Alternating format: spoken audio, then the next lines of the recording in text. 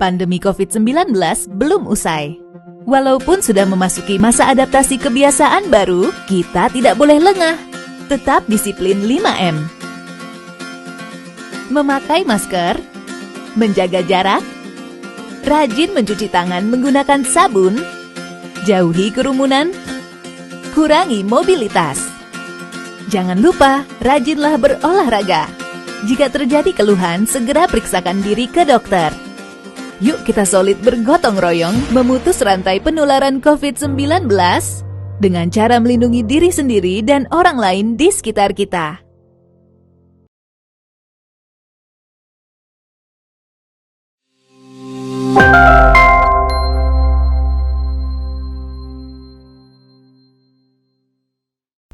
Shalom, selamat sore ibu-ibu yang dikasihi Tuhan.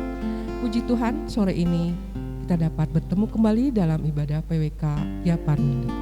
Saya yakin dan percaya ibu-ibu sudah menyiapkan diri ibu-ibu untuk beribadah. Kasih Tuhan begitu luar biasa buat hidup kita.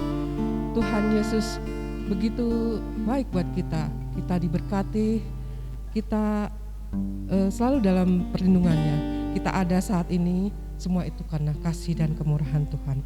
Mari ibu-ibu kita akan mulai. Kita akan memuji Tuhan, kita akan meninggikan dan memuliakan nama Tuhan. Kita angkat pujian, belum pernah ada kasih di dunia.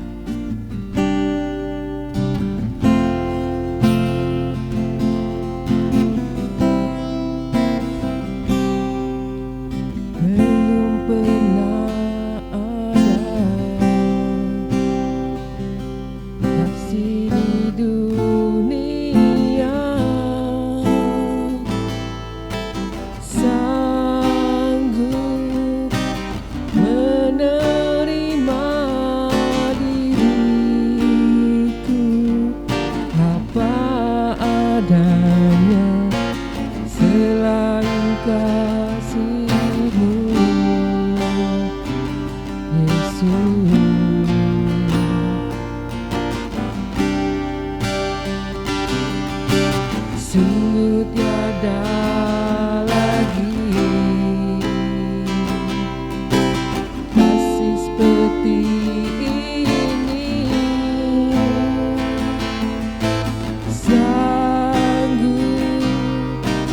mengubahkan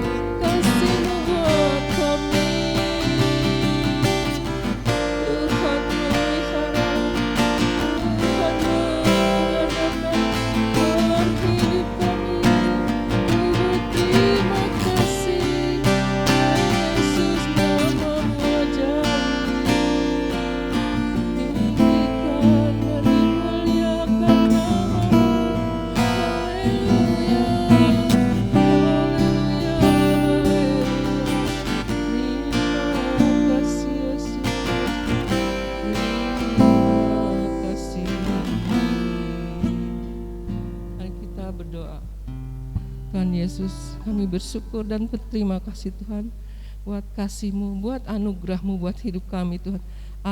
Kami ada Tuhan sampai saat ini semua karena kasih dan kemurahan Tuhan. Terima kasih Tuhan.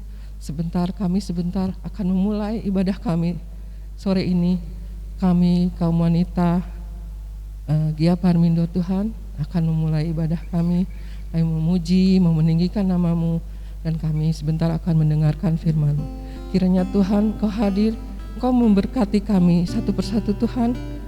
Kami tahu Engkau akan selalu ada buat kami. Terima kasih Tuhan, kami siap untuk memulai ibadah ini. Kami mau memuji dan mendengarkan firman-Mu. Dalam nama Tuhan Yesus Kristus, haleluya, amin. Shalom, selamat sore Ibu-ibu. Kita bersyukur karena kita mempunyai Allah yang begitu kasih-Nya begitu besar buat kita. Kita sudah merasakan, kita mau bersyukur untuk itu. Mari kita angkat pujian, kecaplah dan lihatlah.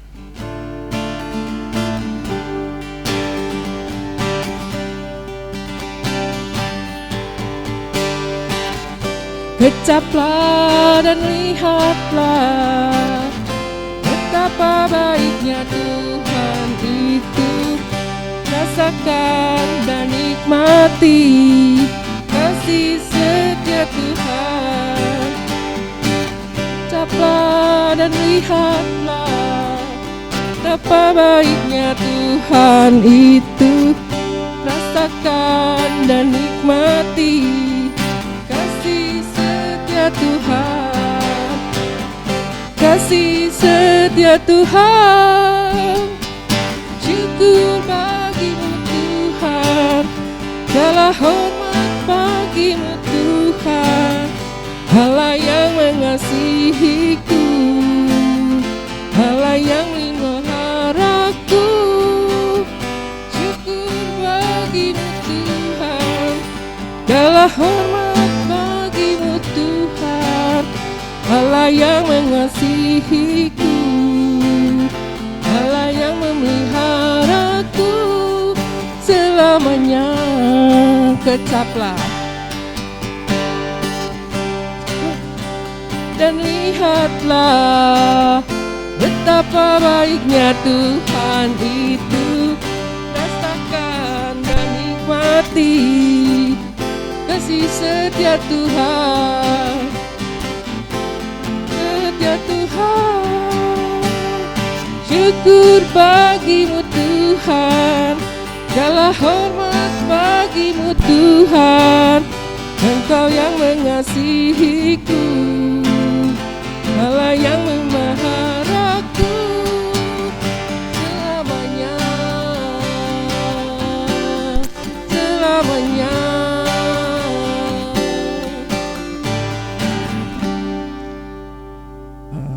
Baiklah, sekarang kita akan mendengarkan firman Tuhan yang akan disampaikan oleh hamba-Nya.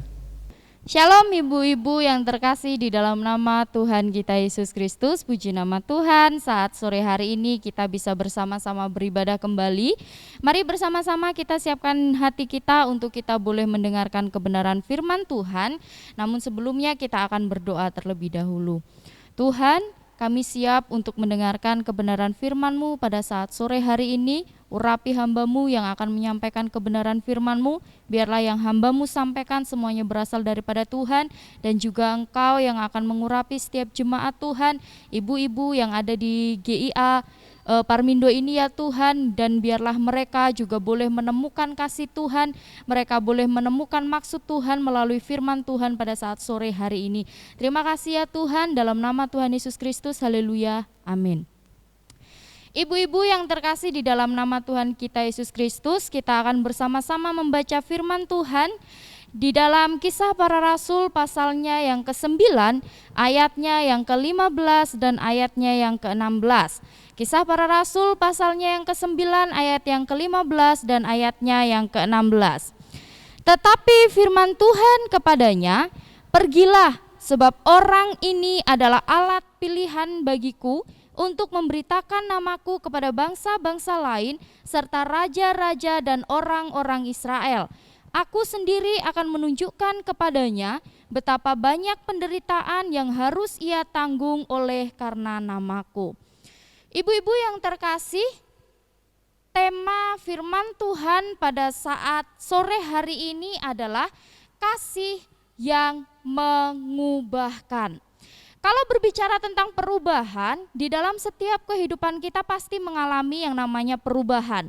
Di dalam segi usia, setiap tahun usia kita bertambah, artinya ada perubahan di dalam usia kita. Ketika usia kita berubah, maka keadaan fisik kita juga ikut berubah. Kita sadari ya ibu-ibu, yang tadinya kulit kita kenceng begitu kan, semakin bertambah usia mulai kendor-kendor. Yang tadinya gigi kita utuh, mulai bertambah usia mulailah gigi kita tanggal satu persatu jadi ompong dan lain sebagainya. Rambut kita yang tadinya hitam, seiring bertambahnya usia, seiring perubahan usia yang kita alami, rambut kita menjadi putih dan lain sebagainya. Itu perubahan fisik. Bukan hanya perubahan fisik, semakin bertambah usia, kita semakin memiliki pemikiran yang berbeda. Lebih dewasa seharusnya. Kita memiliki cara pandang yang berbeda. Kita memiliki pola hidup yang berbeda dan lain sebagainya. Banyak perubahan-perubahan yang kita alami di dalam kehidupan ini. Ibu-ibu, perubahan yang terjadi di dalam hidup kita seharusnya bukan hanya perubahan fisik, bukan hanya perubahan psikis saja, tetapi yang seharusnya terjadi di dalam hidup kita, perubahan yang harus terjadi di dalam hidup kita adalah perubahan kerohanian. Perubahan yang bersifat rohani. Semakin lama kita hidup, semakin lama kita mengenal Tuhan, maka kerohanian di dalam diri kita ini semakin berubah. Perubahan kerohanian yang seperti apa yang dimaksudkan pada saat sore hari ini? Nah ibu-ibu, hari ini kita akan belajar tentang perubahan rohani yang dialami oleh seseorang yang bernama Saulus. Ibu-ibu, kalau berbicara tentang Saulus ini, pasti ibu-ibu juga nggak asing gitu kan. Taulah Saulus. Nah pada zamannya itu Saulus juga bukan orang yang asing ibu-ibu. Saulus dikenal. Saulus adalah orang yang hebat. Saulus adalah orang yang pintar. Dia adalah salah satu murid dari guru besar Gamaliel. Sehingga kalau berbicara tentang agama, Saulus tidak diragukan lagi. Dia orang yang taat beragama, dia orang yang taat beribadah, dia orang yang taat melakukan hukum Taurat pada saat itu. Tetapi ibu-ibu, sayangnya Saulus ini tidak tahu, tidak mengenal bagaimana Yesus. Yang ada di dalam pikiran Saulus, yang ada di dalam pemahaman Saulus sama seperti yang ada di dalam pemikiran, pemahaman imam-imam Yahudi pada saat itu, yang menganggap Yesus hanya sebagai seorang pembohong yang mengatakan bahwa dia adalah raja, dia adalah Mesias, yang mengatakan Yesus hanyalah sebagai seorang penghujat karena dia mengatakan dia adalah anak Allah. Nah, ini yang ada di dalam pemikiran dan pemahaman Saulus pada saat itu. Sehingga menjadi hal yang wajar ketika Yesus harus mati di kayu salib. Dan orang-orang yang mengikut Yesus, orang-orang yang menjadi murid Yesus juga merupakan orang-orang yang bersalah. Karena mereka mengikut Yesus, orang yang mereka anggap bersalah. Sehingga ketika pengikut Yesus, murid-murid Yesus dicari, ditangkap, disiksa, dipenjara, bahkan dibunuh, itu bukan merupakan satu hal yang dilarang, tetapi itu merupakan satu hal yang wajar. Bahkan ketika ketika Stefanus mati dirajam dengan batu kala itu karena dia merupakan murid Tuhan Yesus, Saulus hadir di situ. Dan setelah kematian Stefanus ternyata juga juga belum cukup ibu-ibu. Saulus datang kepada imam besar, dia meminta surat kepada imam besar sehingga dia bisa pergi ke Damsyik, kemudian bertemu dengan majelis-majelis Yahudi di sana. Apa tujuannya? Agar dia memperoleh izin untuk mendatangi orang-orang yang mengikut Yesus, kemudian ditangkap, diancam, dibawa ke Yerusalem untuk mereka bisa merubah iman mereka, untuk mereka bisa menyangkal bahwa mereka mengikut Yesus. Kalau mereka tidak meninggalkan kepercayaan mereka terhadap Tuhan Yesus, maka mereka juga akan dibunuh. Begitu kejam hati Saulus pada saat itu, ibu-ibu. Di dalam hatinya hanya ingin menyiksa orang-orang yang mengikut Yesus. Di dalam hatinya hanya ingin membunuh orang-orang yang mengikut Yesus agar pengikut Yesus itu tidak berkembang.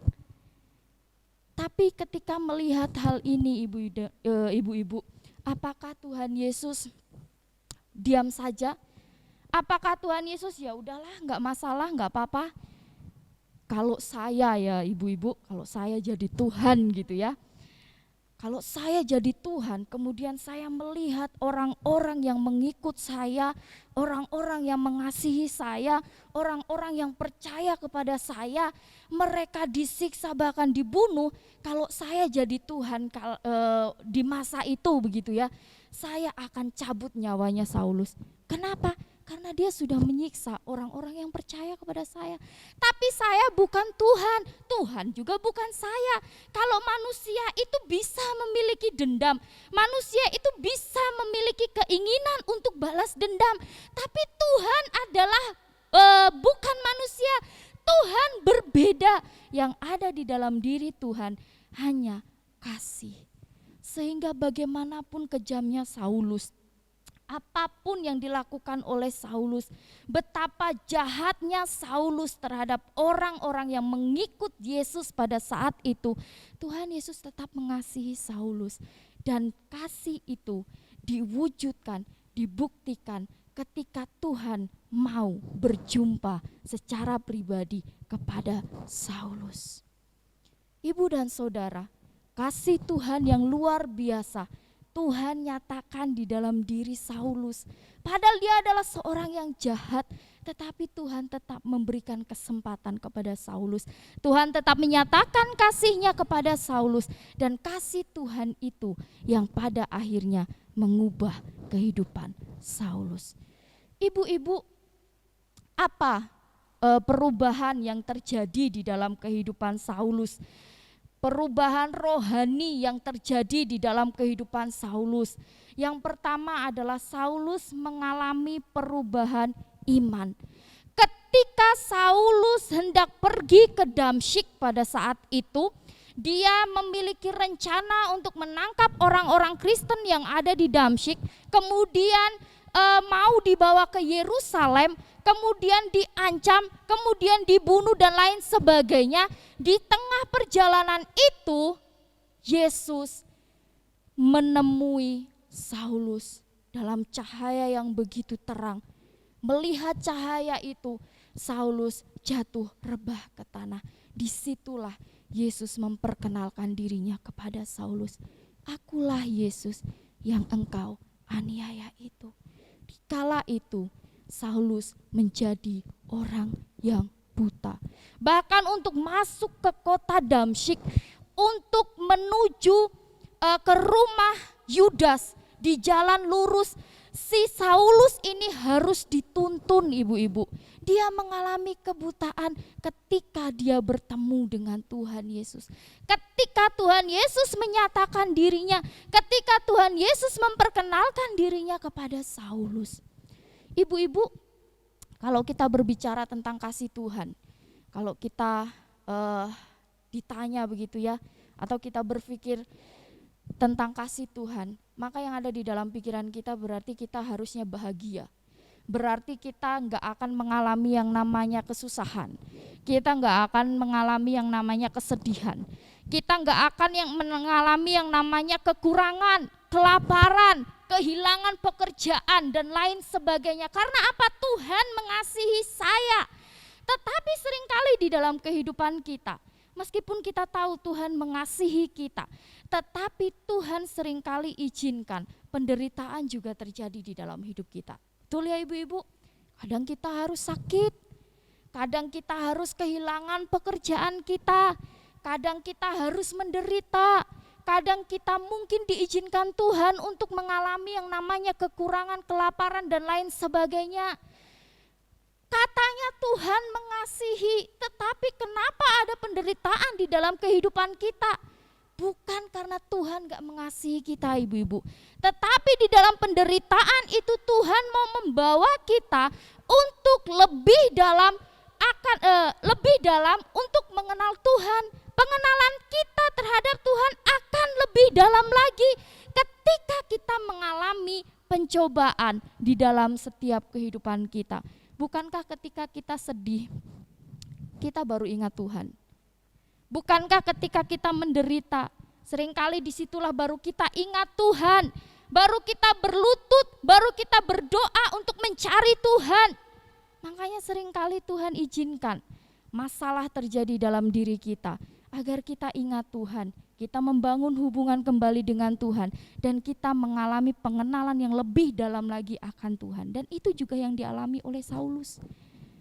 Ketika Tuhan memperkenalkan dirinya terhadap Saulus, Saulus harus menderita dulu, meskipun hanya 3 hari begitu ya, mengalami kebutaan. Tetapi disitulah dia mengenal Tuhan. 3 hari 3 malam dia tidak makan, yang dia kerjakan hanya berdoa. Disitulah pertolongan Tuhan dinyatakan di dalam kehidupan Saulus. Tuhan mengirim Ananias. Kemudian Ananias datang ke rumahnya Yudas di jalan lurus itu. Kemudian menumpangkan tangannya di atas Saulus, dan Saulus mengalami kesembuhan. Ibu-ibu, kuasa Tuhan dirasakan oleh Saulus. Bukan hanya tahu bahwa oh itu Yesus, tetapi dia merasakan bahwa Yesus adalah anak Allah yang berkuasa di dalam kehidupan umat manusia, termasuk juga di dalam kehidupan Saulus. Setelah merasakan itu, Saulus memberi dirinya untuk dibaptis. Ibu-ibu, baptis itu berarti dimeteraikan.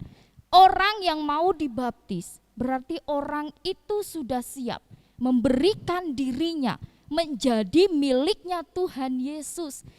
Ketika orang sudah dibaptis, berarti orang itu sudah benar-benar dimeteraikan menjadi miliknya Kristus. Ketika Saulus mau dibaptis, berarti di hari itu dia menyatakan bahwa dia milik Kristus. Dia menyerahkan dirinya untuk Kristus. Dia percaya bahwa Kristus adalah juru selamat di dalam kehidupannya. Lihat ibu-ibu, yang tadinya tidak percaya kepada Tuhan, yang tadinya dia menyiksa orang-orang yang mengikut Tuhan, tetapi hari itu Saulus imannya diubahkan oleh kasih Tuhan. Dia menjadi pribadi yang percaya kepada Tuhan. Bukan hanya itu ibu-ibu, bukan hanya perubahan iman yang dialami oleh Saulus, tetapi Saulus juga mengalami perubahan dalam tindakan. Ibu-ibu, di awal kita sudah tahu ya, dan dari tadi juga saya sudah membahasnya begitu, bagaimana kejamnya Saulus. Dia bertindak untuk membinasakan orang-orang yang percaya kepada Tuhan, agar orang-orang yang percaya kepada Tuhan, murid-murid Tuhan, umat Tuhan Yesus itu tidak berkembang, tetapi musnah begitu. Sehingga dia mencari orang-orang itu yang percaya kepada Tuhan Yesus, kemudian diancam, kemudian dibunuh, dipenjara dan lain sebagainya. Tetapi ketika dia sudah mengenal Tuhan Yesus, dia diubahkan dalam tindakan. Dia menjadi seorang pelayan Tuhan. Dia dipilih oleh Tuhan untuk memberitakan tentang Injil Tuhan, untuk memberitakan keselamatan, untuk memberitakan bahwa Tuhan Yesus adalah juru selamat bagi umat manusia. Dan Saulus melakukan hal itu. Ibu dan saudara, luar biasa Saulus ya. Dia tidak hanya bertobat, dia tidak hanya mengenal Tuhan, dia tidak hanya percaya kepada Tuhan, dia tidak hanya mau dimeteraikan menjadi milik Tuhan, tetapi dia juga mau memberi dirinya untuk melayani Tuhan. Ibu dan saudara, bagaimana dengan kita? Apakah selama bertahun-tahun kita mengikut Tuhan, kita sudah menyiapkan diri kita, kita sudah menyerahkan diri kita untuk melayani Tuhan? Kadang kalau kita diberi tugas untuk pelayanan begitu ya, kadang kita lebih takut gitu. Jangan sayalah Pak Gembala, itu aja, Ibu A aja. Ibu A itu suaranya bagus, jadi kayaknya lebih baik Ibu A aja deh yang pelayanan. Kalau saya nyanyi itu suara saya fales loh Pak Gembala. Atau kalau disuruh berdoa gitu saya grogi, nanti saya ngomongnya salah-salah. Udah Ibu A aja, dia pintar ngomong dan lain sebagainya. Banyak alasan kita, padahal kita sudah ikut Tuhan bertahun-tahun. Kita sudah menjadi orang Kristen bertahun-tahun, tetapi ketika kita dipilih untuk melayani Tuhan, kita memiliki banyak alasan. Ibu dan saudara, Tuhan tidak memilih orang yang sempurna untuk melayani Tuhan loh. Tuhan tidak memilih orang yang suaranya bagus aja untuk melayani Tuhan. Tuhan tidak memilih orang yang pintar ngomong aja untuk melayani Tuhan. Tidak. Tetapi Tuhan memilih orang-orang yang membuka hatinya menerima panggilannya untuk melayani Tuhan. Dan melayani Tuhan itu anugerah ibu-ibu. Jujur ibu-ibu dan saudara, ketika saya dipilih gitu, diberikan jadwal untuk melayani Tuhan, ya meskipun itu jadwal dari Ibu Gembala ataupun Bapak Gembala, tapi saya yakin itu dari Tuhan. Kemudian yang menyampaikan kepada saya Bapak Ibu Gembala, tetapi saya yakin pelayanan itu dari Tuhan. Dan ketika saya diberi kepercayaan untuk melayani sebagai worship leader misalkan, saya juga gugup ibu-ibu. Suara saya juga gak bagus loh, kadang-kadang juga fales.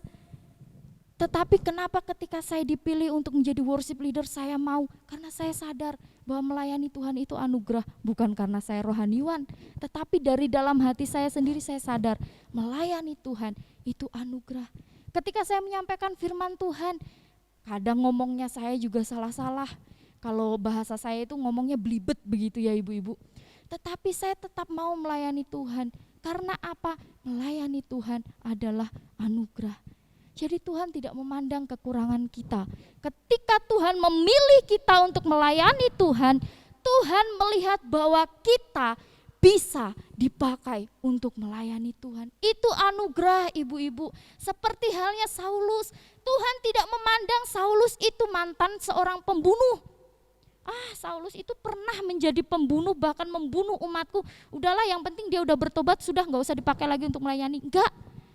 Meskipun dia pernah membunuh orang-orang yang dikasihi oleh Tuhan, umat Tuhan, tetapi Tuhan tetap memakai Saulus untuk melayani Tuhan, memberitakan Injil kepada orang-orang yang belum mengenal Tuhan.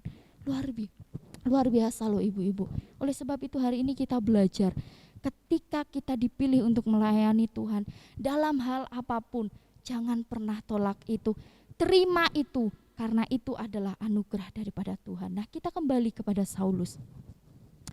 Ketika Saulus sudah bertobat, dia menerima Yesus sebagai Tuhan dan Juru Selamat di dalam kehidupannya. Kemudian dia menjadi pelayan Tuhan, menginjil, memberitakan Injil kepada orang-orang yang belum percaya, lebih tepatnya orang-orang yang bukan Yahudi. Nah, dia memberitakan Injil kepada orang-orang itu. Seharusnya hidupnya enak ya ibu-ibu. Karena apa? Udah bertobat kok. Dia udah jadi pengikut Tuhan kok. Dia bahkan menyerahkan seluruh hidupnya untuk Tuhan kok. Harusnya hidupnya enak dong. Ternyata tidak.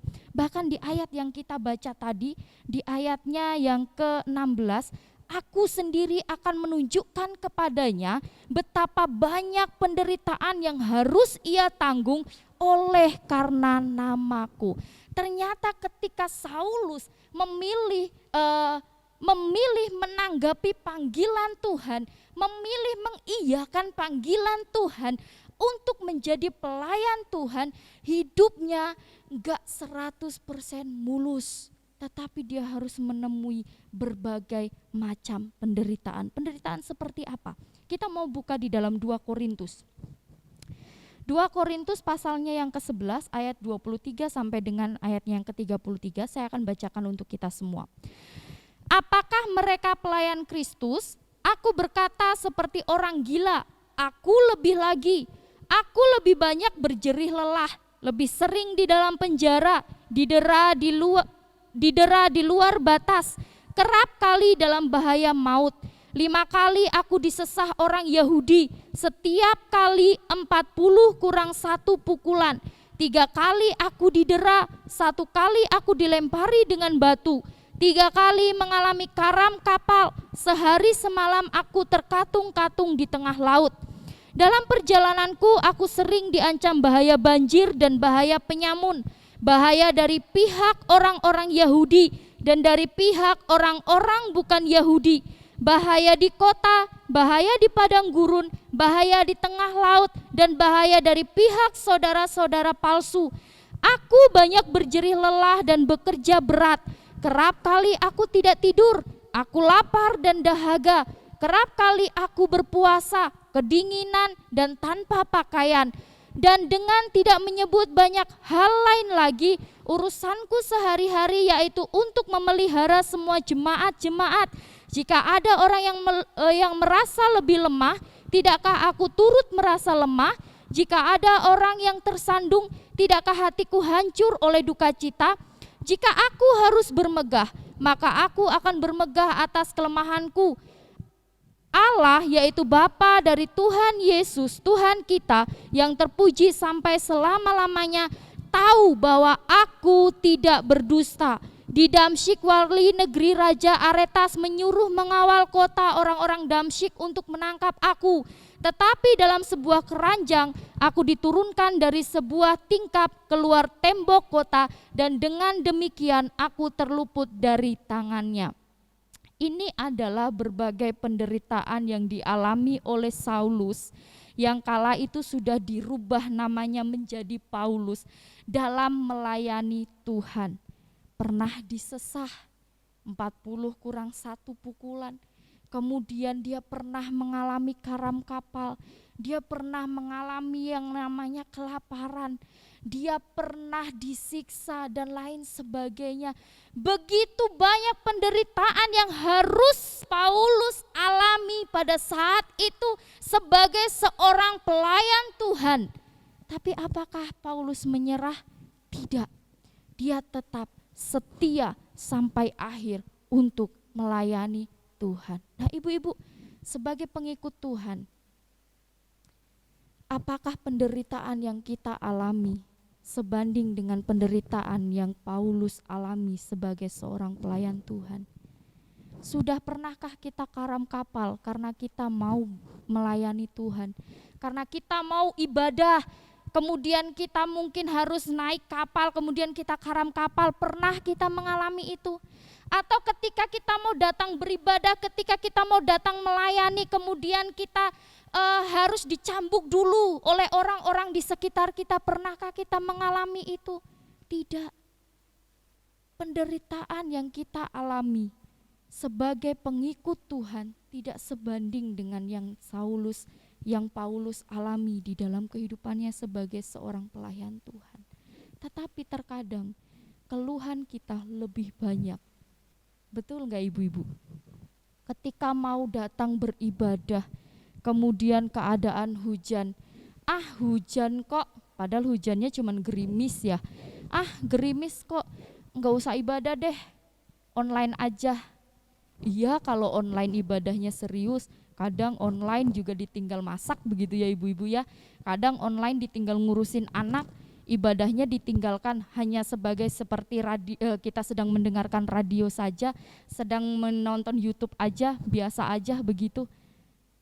Atau ketika mau datang beribadah, kendaraannya rusak, bannya bocor misalkan, Nggak usah ibadah deh, soalnya mobilnya bocor, motornya bocor. Kan bisa naik Grab. Naik Grab mah ribet, nggak usah naik Grab aja deh.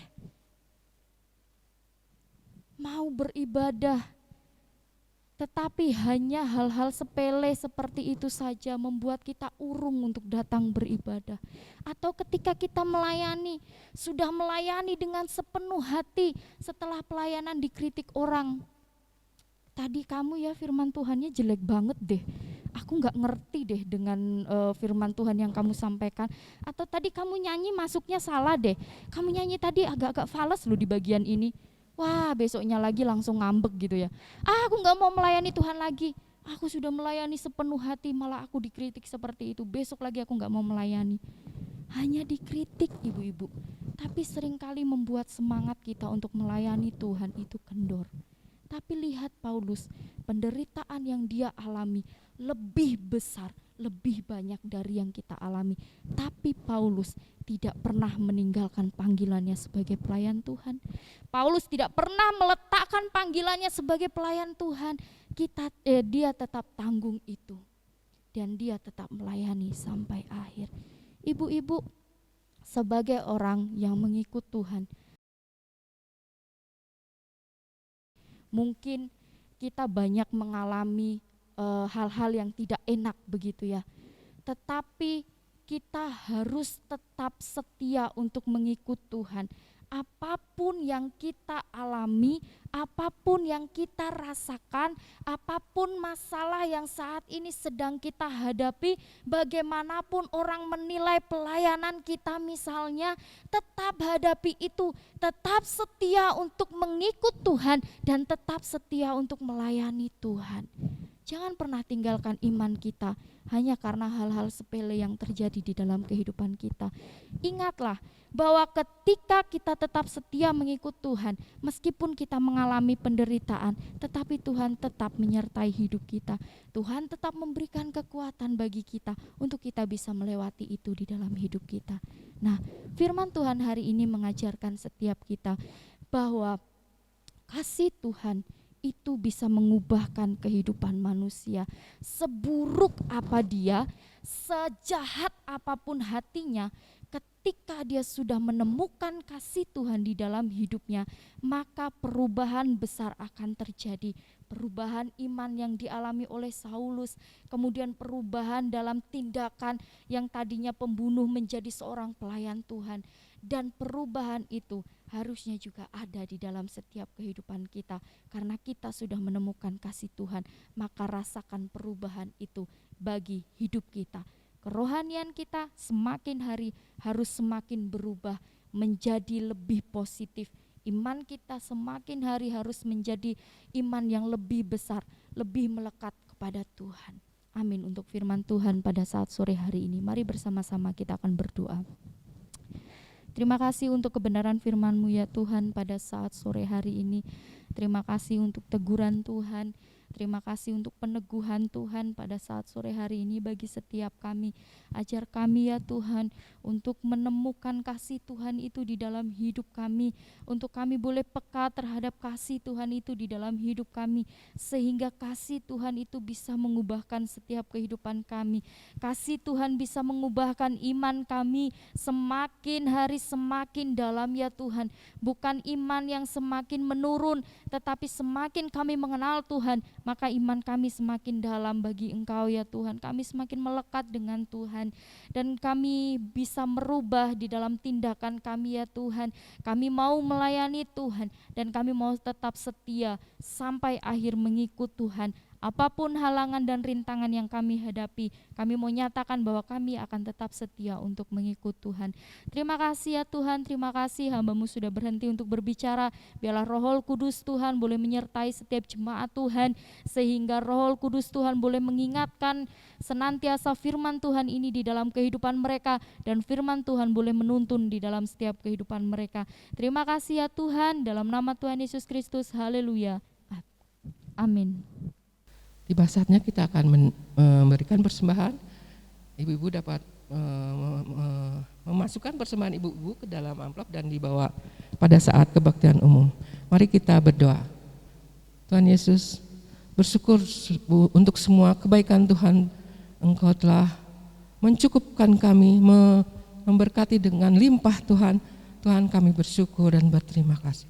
Di saatnya kami akan memberi persembahan Tuhan. Kiranya seberapapun persembahan kami persembahan ini dapat dipergunakan oleh gereja kami untuk kepentingan gereja kami, Tuhan. Terima kasih Tuhan, terima kasih.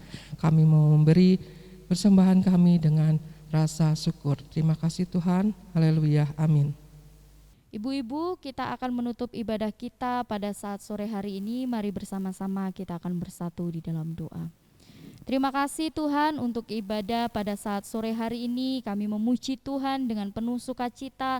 Kami mendengarkan kebenaran firman Tuhan sebagai penerang di dalam jalan hidup kami. Terima kasih untuk hal itu ya Tuhan. Dan kami akan mengakhiri ibadah kami pada saat sore hari ini. Tuhan Yesus, Engkau yang akan memberkati setiap jemaat Tuhan dengan segala pergumulan yang ada. Biarlah Tuhan Yesus, Engkau yang menjawab setiap pergumulan mereka. Terima kasih ya Tuhan. Di dalam nama Tuhan Yesus Kristus kami menutup ibadah kami pada saat sore hari ini. Haleluya. Amin. Tuhan Yesus memberkati.